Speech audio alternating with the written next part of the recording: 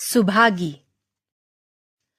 और लोगों के यहाँ चाहे जो होता हो, तुलसी महतो अपनी लड़की सुभागी को लड़के रामू से जौ भर भी कम प्यार न करते थे। रामू जवान होकर भी कुछ काठ का उल्लू था। सुभागी 11 साल की बालिका होकर भी घर के काम में इतनी चतुर और खेती बाड़ी के काम में इतनी निपुण थी कि उसकी मां लक्ष्मी दिल में डरती रहती कि कहीं लड़की पर देवताओं की आंख न पड़ जाए। अच्छे बालकों से भगवान को भी तो प्रेम है। कोई सुभागी का बखान करे इसलिए वह अनायास ही उसे डांटती रहती थी। बखान से लड़के बिगड़ जाते हैं, यह भय तो न था, भय था नजर का। वही सुभागी आज 11 साल की उम्र में विधवा हो गई।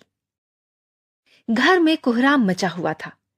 लक्ष्मी पछाड़ खाती थी, तुलसी सिर पीटते थे।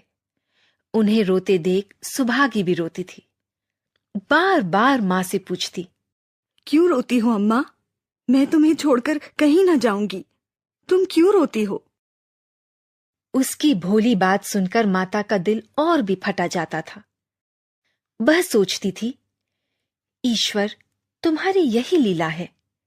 जो खेल खेलते हो वह दूसरे को दुख देकर, ऐसा तो पागल करते हैं। आदमी पागलपन करे तो उसे पागल खाने में भेजते हैं, मगर तुम जो पागलपन करते हो उसका कोई दंड नहीं। ऐसा खेल किस काम का कि दूसरे रोएं और तुम हंसो। तुम्हें लोग दयालु कहते हैं, यही तुम्हारी दया है। और सुभागी क्या सोच रही थी? उसके पास कोठरी भर रुपए होते तो वह उन्हें छिपाकर रख देती। फिर एक दिन चुपके से बाजार चली जाती और अम्मा के लिए अच्छे अच्छे कपड़े लाती। दादा जब बाकी मांगने आते तो चट रुपए निकालकर दे देती। अम्मा दादा कितने खुश होते। जब सुभागी जवान हुई तो लोग तुलसी महतो पर दबाव डालने लगे कि लड़की का कहीं घर कर दो। जवान लड़की का यूं फिरना ठीक नहीं। जब हमारी बिरादरी में इसकी कोई निंदा नहीं है तो क्यों सोच विचार करते हो? भाई, मैं तो तैयार हूं, लेकिन जब सुभागी भी माने, ये तो किसी तरह राजी नहीं होती। बेटी, हम तेरे ही भले की कहते हैं। माँ बाप बूढ़े हुए, उनका क्या भरोसा? तुम इस तरह कब तक बैठी रहोगी? सुभागी ने सिर झुकाकर कहा, चाचा, मैं तुम्हारी बात समझ रही हूँ, लेकिन मेरा मन घर करने को नहीं कहता। मुझे आराम की चिंता नहीं है। मैं सब कुछ झेलने को तैयार हूँ और जो काम तुम कहो वो सिर आंखों के बल करूंगी, मगर घर करने को मुझसे ना कहो। जब मेरी चाल कुचाल देखना तो मेरा सिर काट लेना। अगर मैं सच्चे बाप की बेटी होंगी तो बात की भी पक्की होंगी। फिर लज्जा रखने वाले तो भगवान हैं, मेरी क्या हस्ती है कि अभी कुछ कहूं। तुम अगर सोचती हो कि भैया कमाएंगे और मैं बैठी मौज करूंगी तो इस भरोसे ना रहना, यहाँ किसी ने जन्म भर का ठेका नहीं लिया है। रामू की दुल्हन रामू से भी 2 अंगुल ऊंची थी। मटक कर बोली, हमने किसी का करज थोड़े ही खाया है, जन्म भर बैठकर भरा करें। यहाँ तो खाने को भी महीन चाहिए, पहनने को भी महीन चाहिए। ये हमारे बूते की बात नहीं है। मैंने तो तुम्हारा आसरा भी नहीं किया और भगवान ने चाहा तो करूंगी भी नहीं। तुम अपनी देखो, मेरी चिंता ना करो। रामू की दुल्हन को जब मालूम हो गया कि सुभागी घर न करेगी तो और भी उसके सिर हो गई। हमेशा एक न एक खुचड़ लगाई रहती। उसे रुलाने में जैसे उसको मजा आता था। वह बेचारी पहर रात से उठकर कूटने पीसने में लग जाती, चौका बर्तन करती, गोबर पाथती, फिर खेत में काम करने चली जाती। दोपहर को आकर जल्दी जल्दी खाना पकाकर सबको खिलाती। रात को कभी मां के सिर में तेल डालती, कभी उसकी देह दबाती। तुलसी चिलम के भक्त थे, उन्हें बार बार चिलम पिलाती। जहां तक उसका बस चलता मां बाप को कोई काम न करने देती। हां, भाई को ना रोकती। सोचती यह तो जवान आदमी है, यह न काम करेंगे तो गृहस्थी कैसे चलेगी। मगर रामू को यह बुरा लगता। अम्मा और दादा को तिनका तक नहीं उठाने देती और मुझे पीसना चाहती है। यहां तक कि एक दिन वह जामे से बाहर हो गया। सुभागी से बोला, अगर उन लोगों का बड़ा मोह है तो क्यों नहीं अलग लेकर रहती हो? तब सेवा करो तो मालूम हो कि सेवा कड़वी लगती है कि मीठी। दूसरों के बल पर वाहवाही लेना आसान है, बहादुर वह है जो अपने बल पर काम करे। सुभागी ने तो कुछ जवाब न दिया। बात बढ़ जाने का भय था, मगर उसके माँ बाप बैठे सुन रहे थे। महतो से न रहा गया। वह बोले, क्या है रामू, उस गरीबन से क्यों लड़ते हो? तुम क्यों बीच में कूद पड़े? मैं तो उसको कहता था। जब तक मैं जीता हूं तुम उसे कुछ नहीं कह सकते। मेरे पीछे जो चाहे करना। बेचारी का घर में रहना मुश्किल कर दिया। आपको बेटी बहुत प्यारी है तो उसे गले बांध के रखिए ना, मुझसे नहीं सा जाता। अच्छी बात है, अगर तुम्हारी यही मर्जी है तो यही होगा। मैं कल गांव के आदमियों को बुलवाकर बंटवारा कर दूंगा।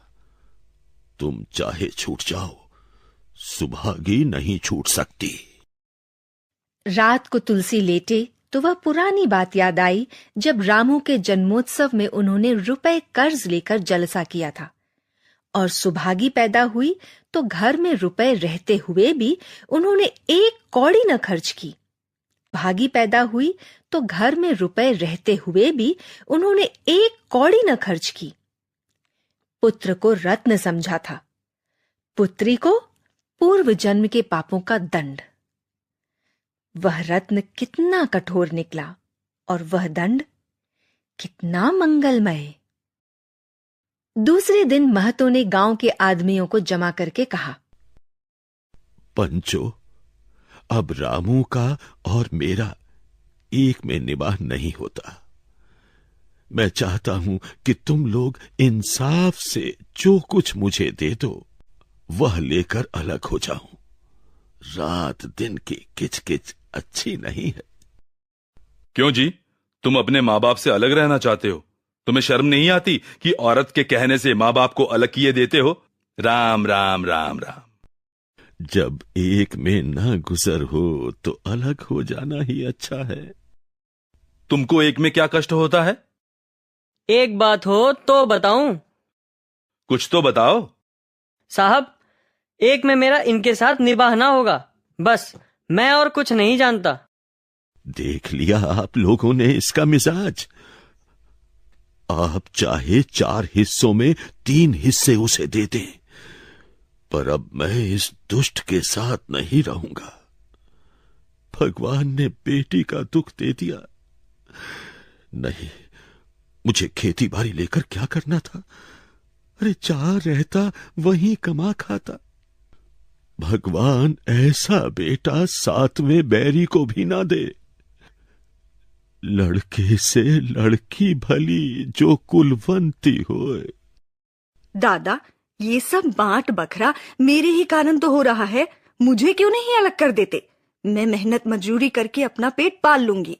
अपने से जो कुछ बन पड़ेगा तुम्हारी सेवा करती रहूंगी, पर रहूंगी अलग। यूं घर का 12 बाट होना मुझसे देखा नहीं जाता। मैं अपने माथे पर ये कलंक नहीं लेना चाहती। बेटी, हम तुझे नहीं छोड़ेंगे, चाहे संसार छूट जाए।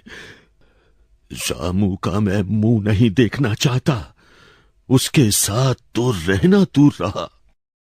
तुम किसी का मुंह नहीं देखना चाहते तो हम भी तुम्हारी पूजा करने को व्याकुल नहीं है। महतो दांत पीसते हुए उठे कि बहू को मारे, मगर लोगों ने पकड़ लिया। बंटवारा होते ही महतो और लक्ष्मी को मानो पेंशन मिल गई। पहले तो दोनों सारे दिन सुभागी के मना करने पर भी कुछ न कुछ करते ही रहते थे, पर अब उन्हें पूरा विश्राम था। पहले दोनों दूध घी को तरसते थे। सुभागी ने कुछ रुपए बचाकर एक भैंस ले ली। बूढ़े आदमियों की जान तो उनका भोजन है। अच्छा भोजन न मिले तो वे किसके आधार पर रहें? चौधरी ने बहुत विरोध किया। कहने लगे,